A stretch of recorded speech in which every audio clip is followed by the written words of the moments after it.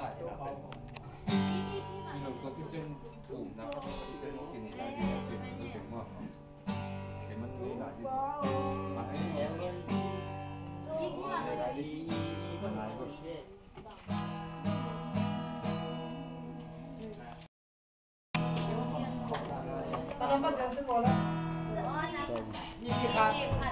Dạ, cái này là xong, này là khát.